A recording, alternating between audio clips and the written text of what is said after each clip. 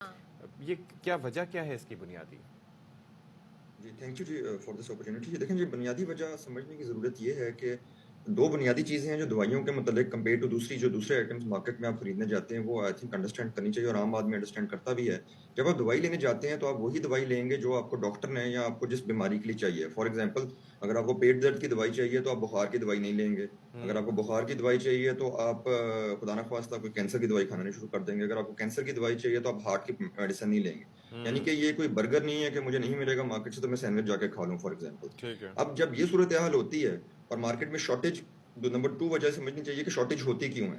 ایک وجہ آپ نے بیان کی ابھی شروع میں ڈالر کا ذکر کیا کہ ڈالر کی ڈی ویلیویشن کی وجہ سے جو میسو ڈی ویلیویشن ہے ہسٹری میں اتنی ڈی ویلیویشن پاکستان میں اتنی کم عرصے میں نہیں ہوئی. اس کے باوجود 2 سال سے جو پرائسز ہارڈ شپ کیٹیگری کی ایک لا موجود ہے پاکستان میں یہ کہتا ہے کہ جب کوئی دوائی کی کاسٹ جو ہے مینوفیکچرنگ کی وہ اس کی قیمت سے زیادہ ہو جائے تو گورنمنٹ نے ایک اصول بنایا ہوا ہے کہ اس کی وہ مرتب کرتے ہیں قیمتیں دوبارہ.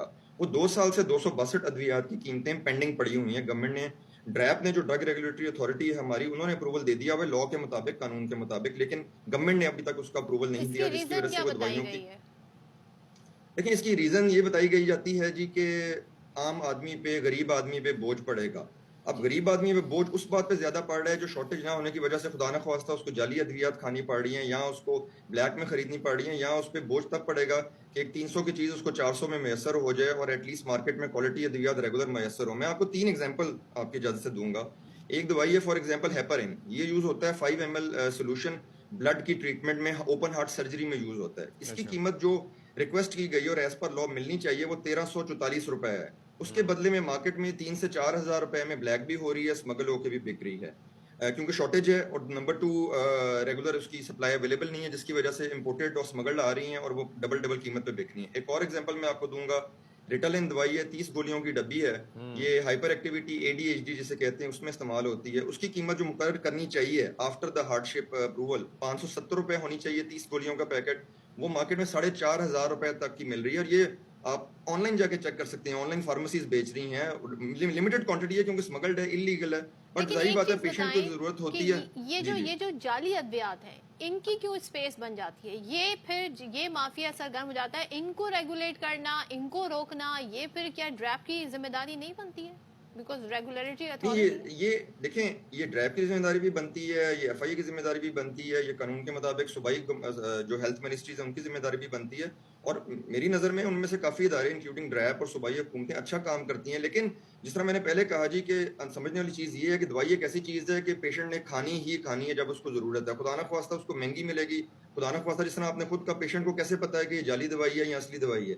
اس کو جب ضرورت ہے اور وہ بیچارہ ایک بھاگ دوڑ کر رہا ہے کہ مجھے کسی طرح یہ دوائی ملے اپنے لیے اپنے عزیزوں کے لیے جو خدا نہ خواستہ ہو سکتا ہے کہ ڈیتھ بیڈ پہ بھی ہوں تو وہ دوائی خریدے گا جو بھی اسے مارکیٹ سے ملے گی. یہ گورنمنٹ کے ادارے اچھا کام کرتے ہیں لیکن جب اتنی زیادہ شارٹیج ہوتی ہے اتنا زیادہ پریشر ہوتا ہے اور ایک ایسی چیز ہے جو جان بچانے کے لیے ایک پیشنٹ جا کے خریدتا ہے اور ہر تگو دو ہر قسم کی تگو دو کر کے خریدتا ہے قیمت بھی نہیں دیکھتا تو وہ انفارچونیٹلی جس طرح آپ نے کہا مافیا سرگرم ہو جاتا ہے. اس مافیا کو موقع دیا جاتا ہے جب اس طرح کی ڈیلیز گورنمنٹ کی طرف سے آتی ہیں. ایک اور چیز اس میں سمجھنے والی ہے کہ کچھ ادویات ایسی ہیں جن کو ہم کنٹرولڈ سبسٹینسز کہتے ہیں. ان کے کوٹا گورنمنٹ ایشو کرتی ہے. اس میں مرگی کی ادویات بھی ہیں اس میں اور دوسری ادویات ہیں جو پین کلرز ہیں.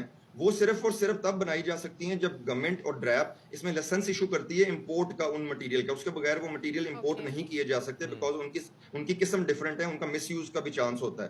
اب اس میں بھی گورنمنٹ کی طرف سے یہی ڈیلے ہوتا ہے کہ جو میٹنگز ہر مہینے ایز پر لا ہونی چاہیے وہ 6 مہینے 5 مہینے نہیں ہوتی. ظاہری بات ہے آپ نے ایک آئٹم امپورٹ کرنا ہے تو اس میں 2-3 مہینے لگ جاتے ہیں امپورٹ ہوتے ہوتے. دیکھیں پوری دنیا مارکیٹ ہے. میں تو کئی دفعہ لوگوں کو کہتا ہوں ایز این انڈسٹری ہم کہتے ہیں کہ کوئی دنیا میں سپلائر را مٹیریل کا اس چیز کا ویٹ نہیں کر رہا کہ پاکستان سے ہمیں آرڈر ملے گا تو ہم سپلائی کریں گے اور ہم بچا کے ایک مال پاکستان کے لیے رکھ لیتے ہیں. جب جس کو آرڈر ملتا ہے وہ سپلائی کر دیتے ہیں. ہم اگر اس بھول میں رہتے ہیں کہ ہماری وجہ سے دنیا رک جائے گی اور دنیا ویٹ کرتی رہے گی کہ پاکستان کو جب فارماسوٹیکل کا را مٹیریل چاہیے ہوگا تو ہم ان کے لیے ریڈی کر کے ان کو دے دیں گے تو ایسی بالکل کوئی بات نہیں ہے. لوگ 2-2 سال ایڈوانس آرڈرنگ کر رہے ہوتے ہیں 1.5 سال کے ایڈوانس آرڈر دنیا میں چل رہے ہوتے ہیں.